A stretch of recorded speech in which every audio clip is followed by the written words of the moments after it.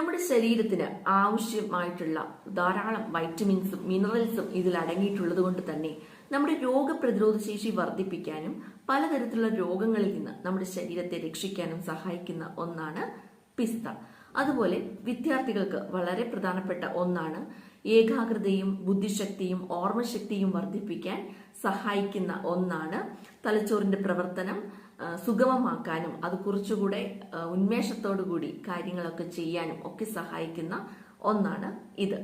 ഇനി ആർക്കൊക്കെ ഇത് കഴിക്കാം അല്ലെങ്കിൽ നിർബന്ധമായിട്ടും അവരുടെ ഭക്ഷണത്തിൽ ഉൾപ്പെടുത്തിയിരിക്കണം എന്ന് വെച്ചാൽ കുട്ടികൾക്ക്, വിദ്യാർത്ഥികൾക്ക്, കായിക താരങ്ങൾക്ക് അല്ലെങ്കിൽ കൂടുതൽ ശരീര അധ്വാനം ചെയ്യുന്നവർക്കൊക്കെ ഇത് ഉപയോഗിക്കാവുന്നതാണ്.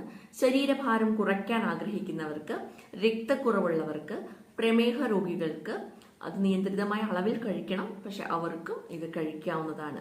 ഇനി ആർക്കൊക്കെ കഴിക്കാൻ പാടില്ല എന്ന് വെച്ചാൽ നട്ട്സിന്റെ ഒക്കെ അലർജി ഉള്ളവര് ഇത് കഴിക്കുമ്പോൾ അല്ലെങ്കിൽ ഡ്രൈ ഫ്രൂട്ട്സും നട്ട്സുകളൊക്കെ കഴിക്കുമ്പോൾ ഏതെങ്കിലും തരത്തിലുള്ള അലർജി, അത് ചൊറിച്ചിലോ അല്ലെങ്കിൽ തുമ്മൽ അതുപോലെയൊക്കെ ഏതെങ്കിലും തരത്തിലുള്ള അലർജി പ്രശ്നങ്ങൾ ഉണ്ടെങ്കിൽ അവർ ഇത് കഴിക്കാൻ പാടില്ല.